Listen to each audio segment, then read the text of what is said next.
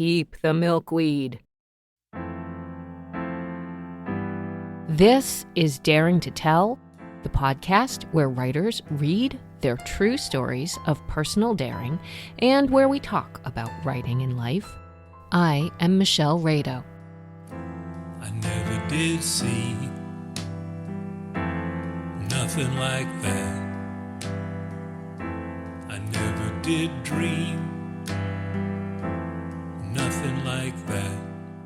This very weekend, the last weekend in June, as I'm putting the final touches on this episode for July, I attended a virtual portion of a conference for former Christian Scientists.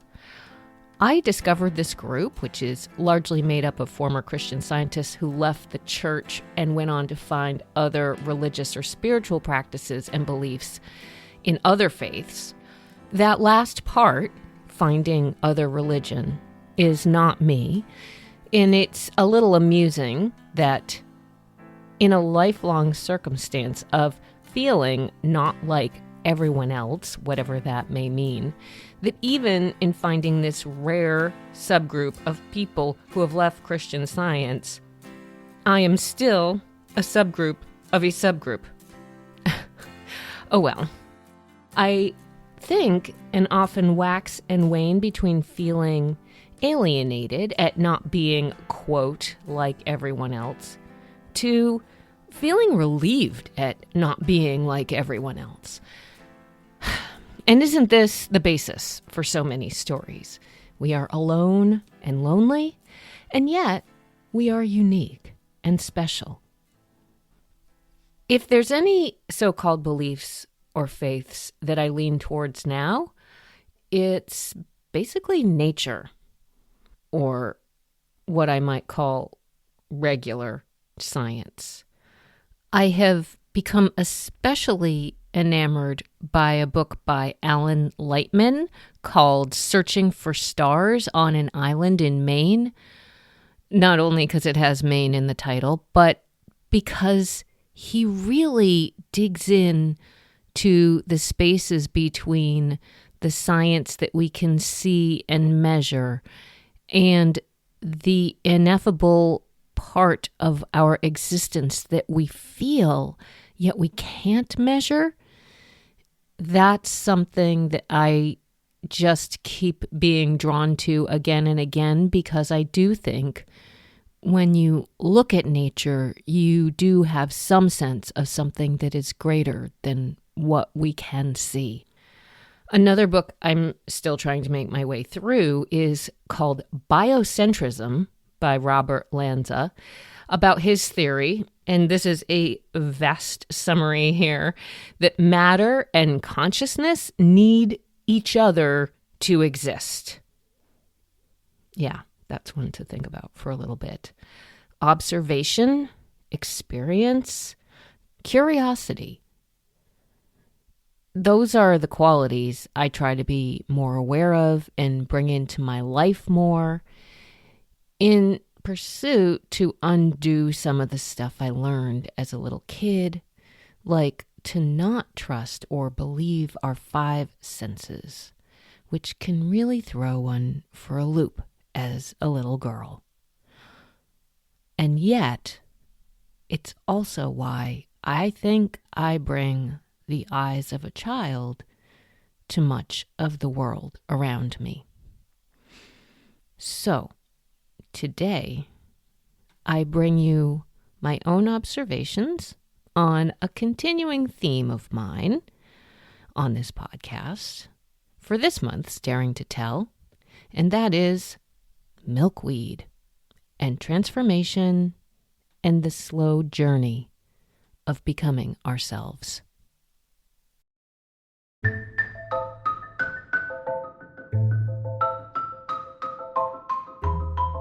Maybe you've heard me talk about my monarch before. It's a story I can't help but return to.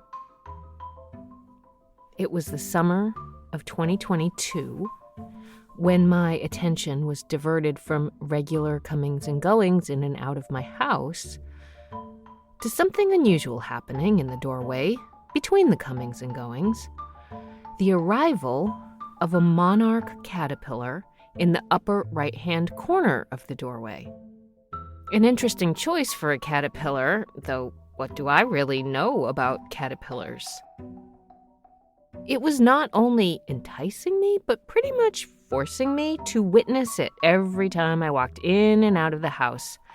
But I checked on it a lot more frequently than that. Morning, noon, and night. And witness it I did. To make note of its changing chrysalis state, from shiny green to dull green to dull black to shiny black, and then monarch butterfly. I read about it, wrote about it, and learned about the magic of milkweed. You can hear the whole story of it in episode 17 of this podcast from November of 2022. We had had a spindly spike or two of the milkweed growing among the many flowers in the garden bed that blooms in a successive procession of colors throughout the summer in the front of our house. Those were planted by prior owners, for which I'm immensely grateful. Those who know me know I have never had any follow-through in sporadic inclinations toward owning or tending for plants, indoors or out. Lately, I've managed to keep basil going, since you can kind of see when it's wilting, and revive it if you get it water just in time. Anyway, wanting more caterpillars and more chrysalises and more butterflies, I've become a little eccentric about the milkweed.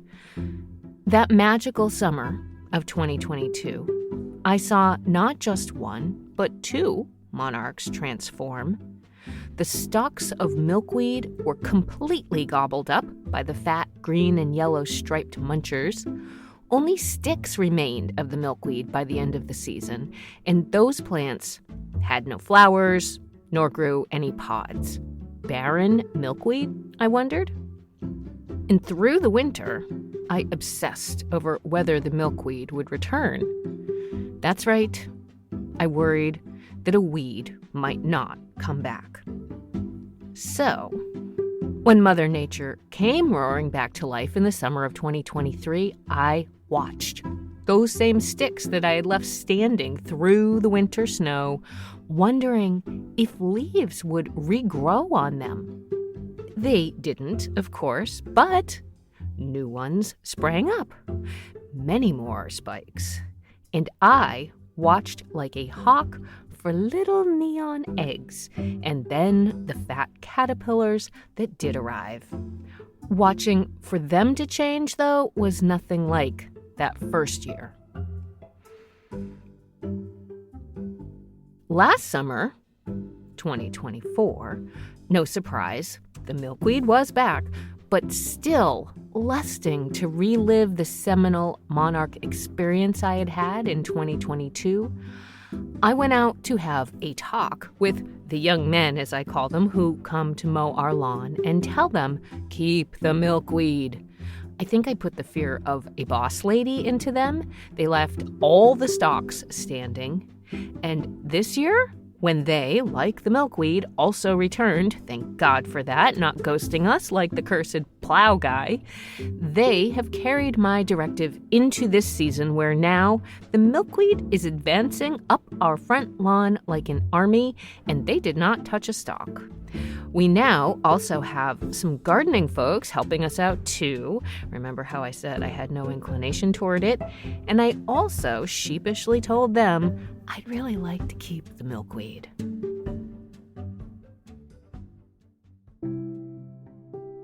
After walking past this growing milkweed farm over the past month, I thought to myself, Michelle, this is really a bit much. We do not need a whole yard filled with nothing but milkweed. It's okay to cut some of it. I reflected on my own thought. Boundaries. Milkweed may be magical, but But why do I have this inclination to preserve it at all cost? The cost of a rather head-turning front yard. The cost of not even really understanding gardening or not gardening. I went out with a weed whacker, and the milkweed's pulpy stems were too thick to be cleanly whacked, so I went in and got clippers and snipped a bunch of the plants that were creeping up into the front half of our yard, closer to the house.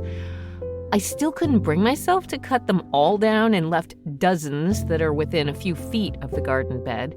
I did somehow manage to cut some of the grass with the weed whacker in between the milkweed I left standing, because I really do want our yard to look nice, even though it still looks like a milkweed farm. But I also love those caterpillars. And I'm thinking about what this says about me and my proclivities to indulge in unorthodox ways if it means I might be able to explore and learn something basic everyone else may already know, but which I need to learn for myself.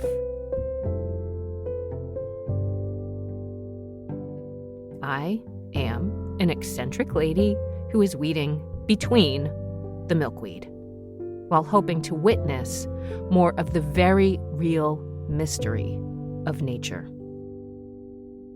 Most of all, I love that we live in a place where folks just tend to go along with it and respect that about me, in spite of what they may go home to say about it to their loved ones at the end of the day. One little coda to this story is that a neighbor who chats with us when walking her little terrier told Phil the other day, "Hey, I like the milkweed."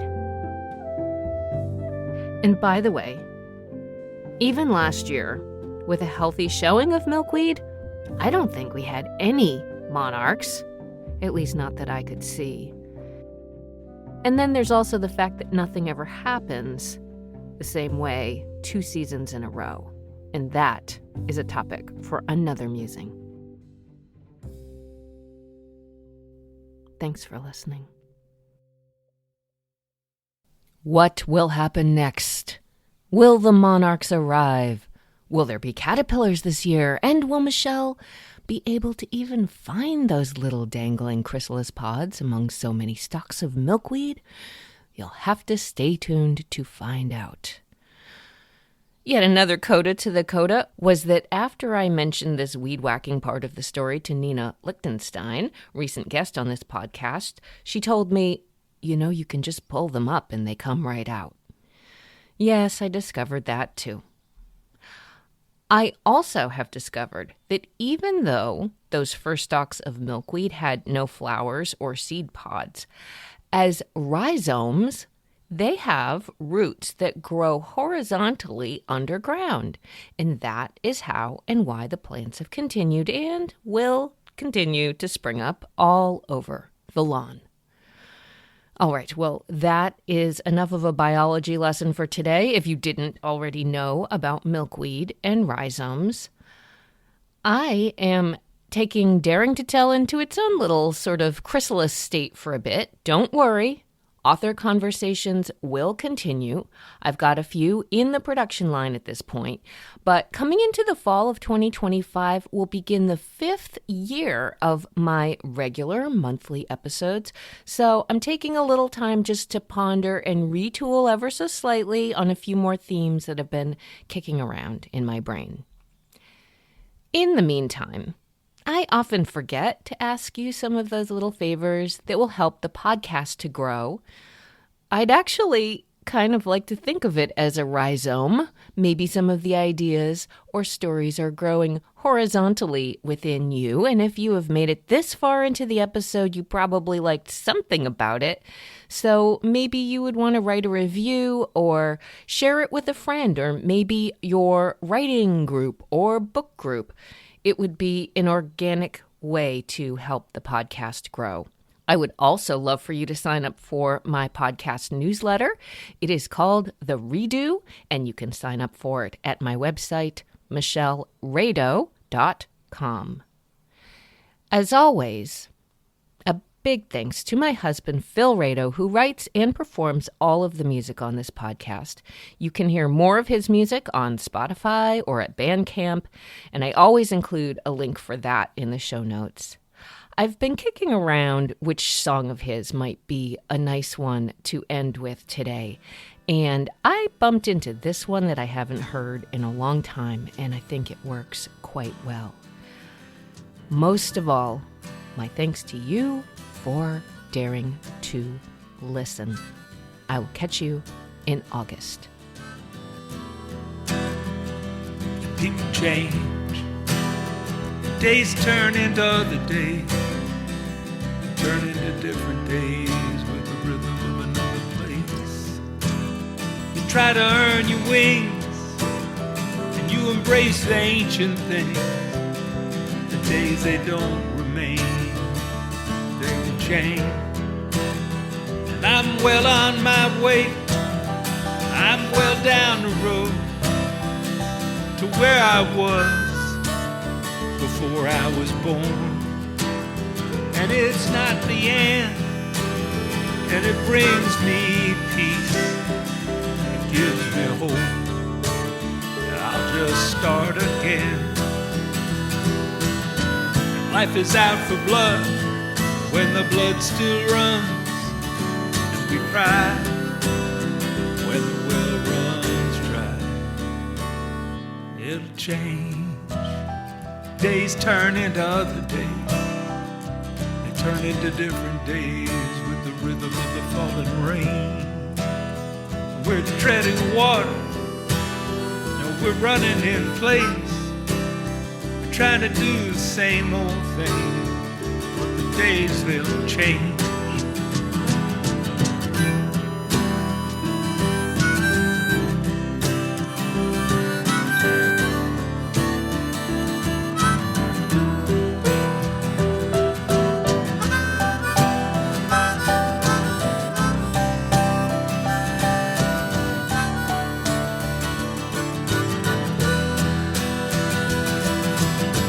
Life is out for blood when the blood still runs, and we cry when the well runs dry. Faces change, and days turn into other days. They turn into different days with the rhythm of another place. And we are dancing, we are living. Throughout our days, we will change.